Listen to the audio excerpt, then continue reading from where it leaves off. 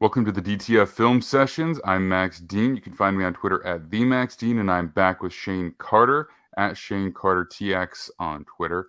And we're going to talk about another tight end. So we just talked about my tight end one in Darnell Washington. Now we're going to talk about Shane's tight end one, Michael Mayer. And I'm looking forward to it because it's always nice to have a difference of opinion. Because for me, I just don't see him as a I think you could justify him in the top 50. I don't really see first round tight end here. So I'm curious to see exactly where you think he should go and what you see in him that puts him at the top of your list. How you doing today, man? I'm good.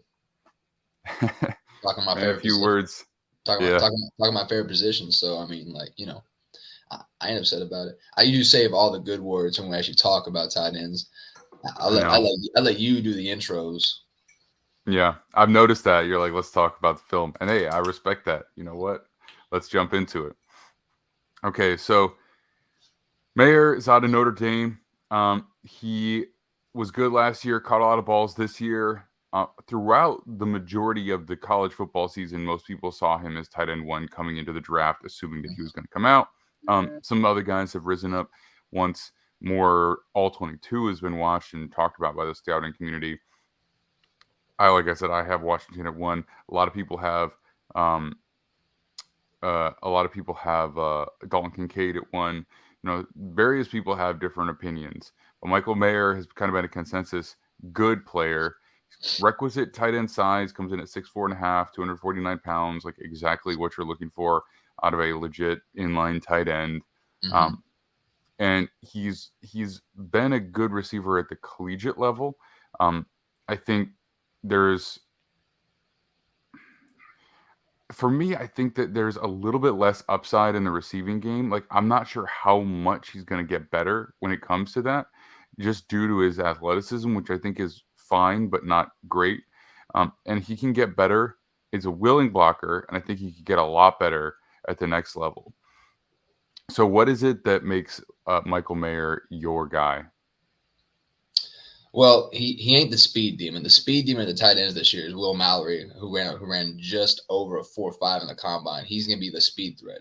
It ain't the blocking threat. That's your guy, Darnell Washington. He's the hands down best blocker I've seen of the tight end group. And he might not even necessarily be the best receiver. I think the tight end with the best hands might actually be Dalton Kincaid. But in terms of like route running, blocking, receiving, yards after the catch, and and pretty much anything you need a tight end to do, I don't think there's any tight end that can do all that with more upside than Michael Mayer. Coming out the gate at the very least, I think that there are tight ends in this class, and I love this tight end class. I think it can go 8, 9, even 10 names deep. It's Hmm. most of them are developmental guys that have high upside. You think of like a Zach Kuntz out of Old Dominion. I think there's a lot of upside with him. With Michael Mayer, he might be the most ready out the gate to do anything you need of a tight end two, potential tight end one, depending on where he goes, because you can never really tell with tight ends, to contribute in year one. And I like his route running ability. I think it's a lot more refined than some of these other guys. I don't think he's the best route runner, but he also at Notre Dame was asked to do a lot more of the traditional pure spread style of what tight ends need to do, whether it's inline blocking, setting the edges, or running those quick outs. But I think in terms of like he doesn't do one thing great. He just does everything well. Yeah, I totally agree with you. He's the most well-rounded, I would say, of the tight ends, certainly of the few that I've watched. But for me, I don't see any elite trait, Sure. which is the issue that I have. And so if you're taking somebody in the first round at a position that generally is developmental, even for the guys who are more ready, Hmm. um, I want to see something that can develop into elite at the next level too. And I just think he's good, not elite. And so for me, I'm fine with the second round pick on him, but it's hard for me to justify a first personally. So let's look at the tape, and then perhaps I can see something that I haven't seen just yet. But all right, so he's getting out there on the defensive back. He makes a pretty solid connection in space. He's already kind of moving off him, but generates some force. The play's not really going there, but there's not a ton to take away from this, but at least he's not whiffing on the block and makes good contact and actually pushes him out. And the positive is if the running back here did bounce this out to the right side, this would be blocked up really nicely for him, and he'd have some space to work with. So, just because the play's not always going to you doesn't mean that you can't do a good job. Yeah, he did his job. It ain't his fault that the backside backer was able to get to the running back before he was able to actually finish off the play. And like you said, he looks like that's a down linebacker or possibly even a safety playing sort of like inside nickel, so to speak, in that new Joker role. In any case, he does a nice block, gets him at the 12, pushes him all the way back to I think about the 7. So a 5-yard block ain't nothing. For sure. And from a technique standpoint, the hands come outside a little bit. I'd love to see him inside, but in terms of effectiveness, it does the trick. Right. And I'm not sure that there's a lot to see from the end zone cam on this. He might be kind of blocking in space is all about leverage, just because like you don't have that force off the line of scrimmage. You have to keep your body stable and upright as you're moving downfield. Sort of like he was trying to mask a route, but he caught he caught 41 on his back feet, and that right there was probably his downfall. Yeah, it's a lot about timing too, because it's really, really easy to whiff if you just show them that you're coming just a little bit too early, or you lean in a little bit too hard. But nice job there. So if anything, this gives us a sign that he might be a viable blocker in space for some of those outside zone plays. But what do we have next here? All right, in line. So again, this is not dominant blocking by any stretch, but this is effective blocking. Right. So, and this is a combo block for him. So he gets a little help on the end, or I guess that's an odd front. So, well, that would still qualify as an end because he's shadowing the tackle. But but the tight ends normally they're not going to be asked a lot of times to inline block. They're mostly using space or to set the edges and stuff like that. And so this might just be like a circumstantial thing where he combo blocked with the tackle, and then he's going to move up to the linebacker. But again, this play is blown up, so it really doesn't matter. Yeah, but I like that he generates some movement, right? Because you don't always see that. Like, so this is probably a big end, and Mayer's no small guy, so this is probably a legit, 375, 380 line player. And so he's able to move him with a little bit of help there, and then successfully blocks. Now he doesn't stonewall him. It's not clean, but sometimes with tight ends it's just effective. And I think this is kind of why everyone loves to say about Mayer that he's not the best at anything, but he's just kind of good at everything. Maybe the best at all of it, because he just doesn't dominate. And so for me, that's why I don't see him as worthy of a first round pick. I don't think that would be wise, because there's nothing here that suggests that he will be ever dominant. Like, he's just going to be a solid player. To be fair, you've only clipped like 3 or 4 plays out of his repertoire. The reality is that he ain't going to be the best blocking tight end. That's going to go to your guy, Darnell Washington, but he was also a modified offensive tackle. Mayer is much more of this new style tight end who can block, but will never be a dominant blocker. He's going to be a guy who you get out in space as a receiver and will more than likely make more plays after the catch, and is one of the best one-on-one receivers in this tight end class if he's matched up with someone who can keep up with him on the routes. That's going to be his game. Right. Well, so we'll get to that in a minute, because I'm kind of talking about lack of dominance just in general, not just blocking specifically. So here's another one, and he is split out, and he is going to run around. And in terms of the foot movement, I think he might be the best, maybe the best in the class as far as that goes. The feet are quick, which a lot of times you don't see with tight ends. Either they're kind of plodding because they're like big and not super athletic, or they're long striders because they tend to be pretty tall. But he has really nice, like kind of the pitter patter. Yeah, like I'm not sure, it's not foot fire because it's not like the right situation, but he does that better than any of the other tight ends. So I'll give that to him here. And this is a simple dig route too, because you can see the corners and everybody is backed off a little bit. So that's a simple, looks like a 5-yard dig, and that's an easy route to run. Just most of the tight ends in this class, at least the good receivers, will know how to run that route. But like you said, it's the pitter patter right at the point he's about to stop. He quickly sets to the point of the quarterback to get him the ball. He knows that ball is coming out, and that safety reacts just a little bit too late, enough to make the tackle, but not enough to make a play on the ball. And it's that quick twitch on his feet which can make the difference in the route.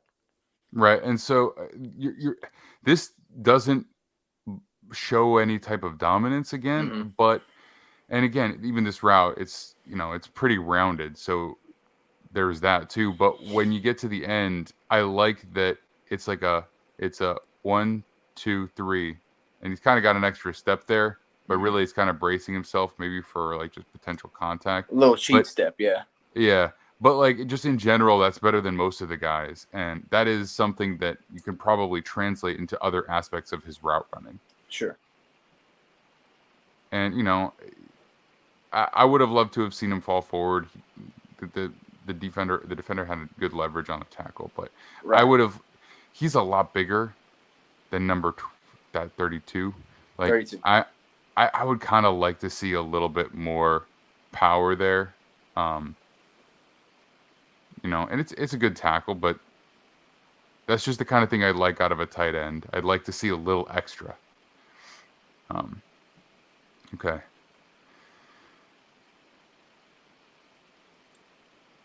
And once again, met up with the backer.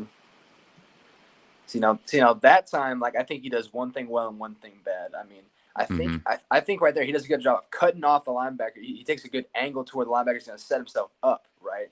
But I think he lets go a little bit too soon because the backers makes the tackle. Now the running back's able to get looks like about 5 yards, and that's a good play.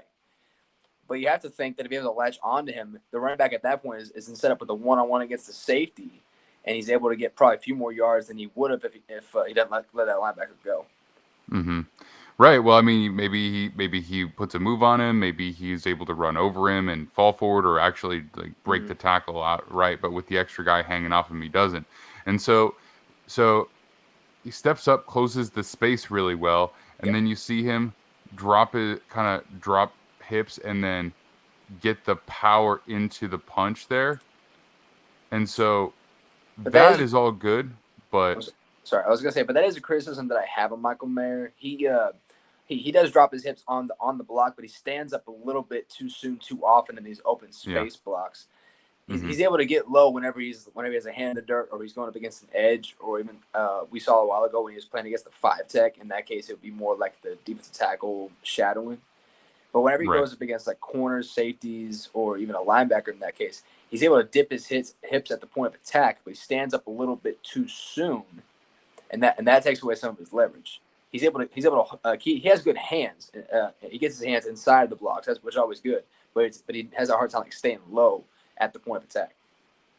Yeah, exactly. And then just a little too casual finishing here.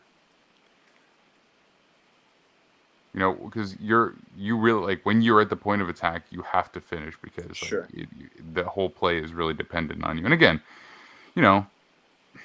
is 5 yards something to shake a stick at? It's not. It's a solid gain, but could have been more. Exactly.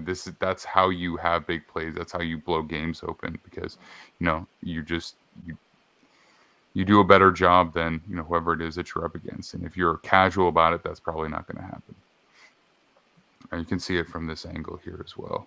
But I think we've seen most of what we need to see. And also another thing, that wide base. His feet are way too far apart. Yeah. I mean, see that better here. Now that's something that just about any good tight ends and offensive line coach can fix. Like any if you made it to the NFL, you know how to shrink your tight end's base. But like that's gonna be a casual criticism. That's something that you can fix. But the hips, like getting up too high too soon, that is what needs to be fixed first. Who's number 7? This is a big running back. All right. That was in the slot. He does a lot of his best work when he's actually standing up in the slot. That's probably what made people fall in love with him because he's actually a pretty decently defined route runner. In that case, the cornerback is staying in sort of a zone, but I'm not really sure why the play was drawn up to the point where he had two receivers in the exact same spot. That's just bad. That's bad play design on the coach's part, in my opinion, unless someone messed up on the route. Which is definitely possible. I mean, it happens in the pros, it happens in college. So I wanted to point this out because there is still some of the technical parts of route running in terms of like things that you learn, he's better at than some of the other guys. Right. But my second favorite tight end, who I didn't see until recently, is really good at this, and Mayer not as much. It's closing space before breaking off your route. Like, you may have a landmark when you're running a route against zone, but against zone, sometimes you got to drive just a little harder to put that defender on his back leg before you cut, especially if he's going to be shiftier than you are. Is that is that other tight end you were mentioning? Is that the guy from Utah?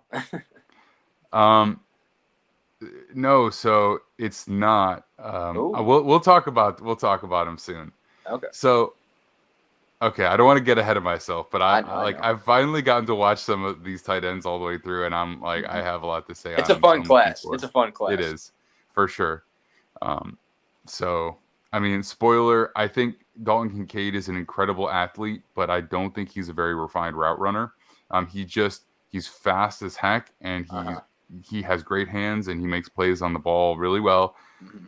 But Sam Laporta, dude, he has really natural feel for route running. He knows exactly how to get into that blind spot of defenders when he's running down the field. So, like, he's a guy I'm really high on, and I actually think he's a better blocker than Mayer or Kincaid. I agree. Personally speaking, I agree. So, I don't know if I would put him. He's a little smaller, so I don't know if I'd put him in the first round either. But just in terms of like when you stack all these guys up against each other, I think he's the most complete. And just due to that kind of refined route running, I feel like he's got refinement. I put it with a grain of salt, but it's like it's a natural feel. I swear, I'm rubbing off on you. I swear, you're finally starting to see things like the way I see them. But I feel like I hadn't watched him yet, but yeah, we should get back to Mayer here. But yeah, so it's like I don't want to be excessively critical, but this is just the kind of stuff where I'm like, I don't see first round pick here. I see viable receiving outlet. He's got to round that off better. Yeah. Because if he cuts that 1 yard, like maybe a yard more shallow, that gives him enough separation based off where the second corner is standing, and it gives the quarterback a much more open option. Now the safety's right on top of him. Right. Yeah, I mean, you have a choice. You can either break it off quicker when there's already space just naturally there because of the cushion he's giving you, or you have to drive on it harder and force him to take that step back before you cut. And then, and I just don't see either. And I would like to see that from a guy who's supposed to be a good receiver. And we have another play here coming up in a sec that's like, is it fully fair? I don't even know if we can see him from this angle, but well, I saw some bad offensive line play. Okay, so now he's flexed out to what looks like would be considered the X position. Or is he? If he's off the line, he'd be the Z. I think he'll be off because I think it looks like 84 there possibly is on the line, so he'll be off, and this is a setup for a red zone play where they're gonna try and get him the ball like a formulated touch, and they're just hoping that he can make something happen in the end zone. And you can just tell the mismatch. Look at the cornerback. Yeah, but it's like I kind of wish that I actually saw that come to fruition. So for a guy like flip screen, yeah, I like it. If you're designing a play for this guy in the red zone, I mean, he takes a good clean shot here, but I just don't feel like he has the power that I'd want through contact to like justify. And no, he's not a weak play at all. Like I want to be clear about it, but yeah, I don't see any single one of these traits, the route running, the athleticism, the power, the blocking. None of these things are. Yeah, I know. You say he doesn't have one special trait. He does everything he's supposed to do. He does it well. He just doesn't do that. He just doesn't have that one special trait that you think should come from a tight end position. And I understand that.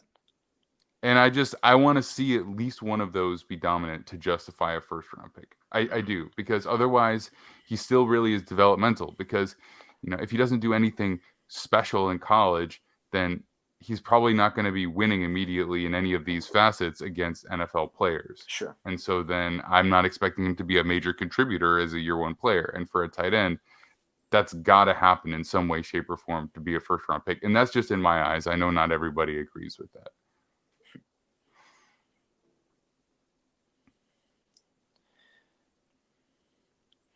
It's hard to see the receiver from this angle, but yeah. But what you like It's though not the best. But one thing you can like about this is he is contacted pretty much all the entire time, and I don't know if they call the penalty on this play, but he still made a catch with a contested catch, and you can't take that away from him. And especially when you're a tight end going right there, he's got one man on him, two guys in front of him, so we know his contact's going to come from three different areas, and the know-it-all to still catch the ball and secure it. That can't be taken for granted either. Yeah, and I honestly think that this is a player who could absolutely warrant like a solidly high second round pick. You know what I mean? He's more than likely going to finish in my top 50, but you're looking at a guy who's probably going to be a solid player in year two, and probably going to be a solid to good player for the majority of his career. And for a position like tight end, I'd be seeking greatness, I think, if I'm spending that pick. So because you can find solid to good tight ends later in the draft, I think. Yeah. So when it comes to tight ends, for me, I've kind of recognized and accepted that the tight end position is the position in football that probably takes the longest to progress in it. Just because you see so many players from different positions able to come out of college, and the game ain't that much different. Receivers, if they come from a spread offense, they'll run the same type of routes in the NFL. Running backs, they're gonna run the ball. Quarterbacks will throw the ball, especially if they're a first round quarterback and they're expected to start. That means they're expected to play in the NFL. Tight end is that position where you're still learning how to run routes. You're still learning how to be a blocker, especially the guys that change position. Your guy Darnell Washington was a converted offensive tackle coming out of college. And you see that he is, I think, the best blocker of all the tight ends in this class. There's some good blockers. I think he has the most dominance at the blocking position, but I think he needs refinement as a route runner and as a receiver.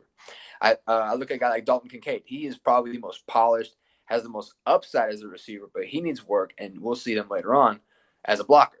He does not always win his blocks. Michael Mayer is actually, I think, has done a better job of securing blocks in the games that I've watched.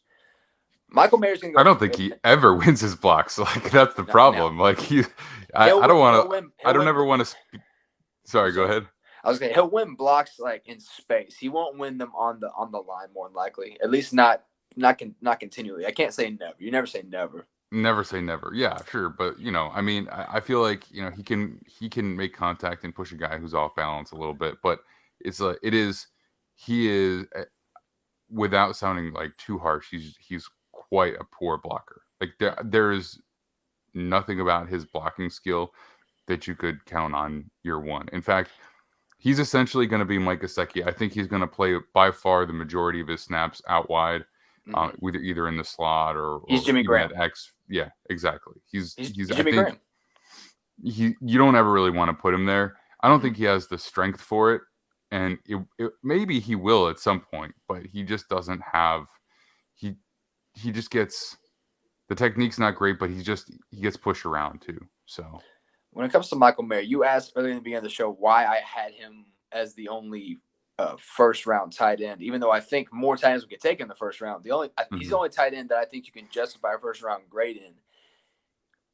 He ain't the best blocker. That's Washington. He didn't have the best hands or the best receiving ability. That's probably Kincaid. He didn't have the best speed.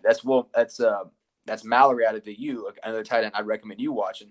And I don't even think he has the best combination of blocking and receiving skills. That to me is Sam Laporta from Iowa, my favorite tight end in this draft. What he is probably the most pro ready to do what you need from a top tight end coming out. And more often than not, those are the guys that are going to take him first, because tight end, like I said, takes about 2 years to fully develop. If you're going to be a tight end taken with the first 50, 60, 70 picks, you're expected to be a year one contributor. And while other guys like that will be used in rotation, more than likely, none of them are really going to be asked to be that tight end one. Mayer might be the only one to come out who will be asked to do a lot of starter roles as both a blocker and as a receiver. You're right. He needs refinement as a route runner. He needs refinement as a blocker in space. I think he's good. I think he's good inline block. I think he's good setting the edge. It's really those out in space that he's got to fix his hips. I think he's a really, really good contested receiver. It's like you said, it's the footwork. It ain't the hands. He has good hands. None of these tight ends, I think in this class are I could guarantee are stars, but there's so much talent, so much potential from it, which is why I think it's such a good, such a deep, such a fun class. None of them are ready to come out the gate and be a Pro Bowl right away. But I think there's so much potential in this class, and Mayer I think is going to have the highest upside initially, just because he's the most ready to go. Yeah. I hear you on that, and I look at it a little bit differently. For me, if there's a player where I see him as a viable winner in one of the two roles, that's a big deal, because even the good blocking tight ends are usually not dominant, as rookies. And I could see Darnell Washington being dominant as a rookie blocking tight end. And then I think you definitely need to work on the route running, but I think that if you formulate him touches and you're a run-heavy offense, he can be really, really impactful for you. So I see the day one readiness in one facet, along with the potential upside, just this ridiculous athleticism. And I'm like, this is what I'm shooting for. This is what I want to take a swing on in the first round. And it's like, for me, I get what you're saying. If you're like, I am in a bad place where I'm desperate for a tight end, maybe you swing on Mayer late in the first. But I would, if I were in that position, I would probably do everything I could to secure like a holdover mid-level tight end in some kind of trade from somewhere instead of spending the first round pick on Mayer. I think that's the way I would approach it. I would approach Mayer from this perspective, that if he is your top 10 tight end on the board, and I don't know if, like I said, none of these tight ends are ready to be tight end one. I think if he comes into a system where they already have an established starter at tight end, that would be the best case scenario for him. Don't ask him to do too much right out the gate. For example, if he were to go to Philadelphia at 31, just for example, and be teamed up with Dallas Goedert, that would be great, because Dallas Goedert is going to bear the majority of that anyway. And when they do run the two tight end system, whether it's him or Jack Stoll, it's fine. Just because he doesn't have to do too much right out the way. It allows him to progress as a route runner. He doesn't have to be the primary blocker. He can actually be sort of like an H-back or even like a wide tight end off the line and use more in those pool zone schemes like you mentioned. And so, which is why it's really hard for me to say, like, oh, he's a first-round tight end, because, like, I've seen a lot of talent. Like Kyle Pitts was a clear first-round tight end, right? He just did everything special. I mean, until Atlanta figures out the quarterback thing right there, I don't know if we'll ever see his potential be fulfilled. TJ Hawkinson was one of the best combination of block and receiving tight ends that I've seen in a long time as a prospect. TJ Hawkinson was incredible. And with Michael Mayer, I don't see Pro Bowler right away. I see a guy who I think your one can be your tight end 2, or even like a high end tight end 3, like I said. But I think he does everything well enough, better than a lot of other guys, or he does more things well enough better than a lot of these other tight ends that teams are going to take him higher. I don't think he has the highest upside as a blocker or even as a vertical threat or whatever you want to call it. But I think it's just because he's probably the most complete player with the highest upside potential is why he's going to be the first tight end taken. Yeah. Everybody's going to have their own opinion, and it really just it's about the way that you approach it, because I think we can all everybody sees some different things, sure, but like we see a lot of the same things. It's just really about what you value when you look at that, and where you project guys to end up and how soon you want to, and where you are in your team building process. And for me, the tight ends are in my particular top 4, which is the number that I've watched up to this point, is Washington, Laporta, Kincaid, Mayer. I've actually got I'm actually finalizing my draft board because obviously before I came along with y'all, I already started some of that stuff, and I have my top 10 for tight ends. If you'd like to hear it, if I can pull up my spreadsheet, one sec. So my tight ends, and I guess I can give you 10 through 1 as soon as I find it. Where'd it go? So Washington's the only one that I have that I would want to spend a first round pick on. I think depending on your scheme, some of the other guys will be mixed in there, but I like Laporta the second best. I think he's actually the second best blocker out of these 4 that I've taken a look at, and I think he has the most natural feel for route running. And then Kincaid is an incredible athlete, but he's essentially just a big slot. You know what I mean? He is a receiver. I think he's faster even than Jimmy Graham ever was, but he has some of that leaping ability. You know what I mean? He can go up and get it. He can catch the ball in contested situations. And, if you only watched that game, what is it against USC, I think, where he absolutely went off, you would think that this is like Kyle Pitts, but when we do the film breakdown, we'll see him in some other situations where it's like,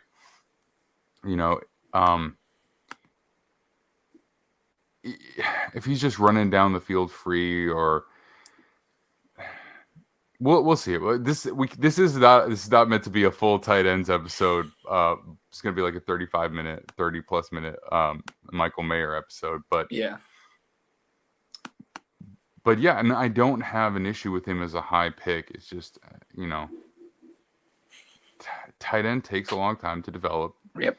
And if you don't show me something that you can give me year 1 as like a viable player, or some like truly insane upside, then I have a hard time justifying it. Plus, tight ends in the first round typically don't always live to their first round name. Like I said, Hawkinson is like probably the most recent one to do that. We saw a little bit of Pitts, but that's ain't always on him. Pitts also is basically a wide receiver too, in my opinion. So OJ Howard's another one of those guys who just kind of like. I think that he'll be better than OJ Howard, but I would bet you just about anything that whichever team gets Mayer, if he goes in the first round, is ultimately going to be a little bit disappointed in the final product versus the draft investment, Like I said, if he lands on a team that already has an established tight end and even an established quarterback, that'd be the best scenario for him, just because it allows him to fully grow into his potential. He ain't got to be forced to do everything right out the gate. Well, if you got your spreadsheet there, you can list them off. Otherwise, I think we should call it a day. I am having a hard time downloading that, so maybe next time I'll give it to you. Okay, sounds good.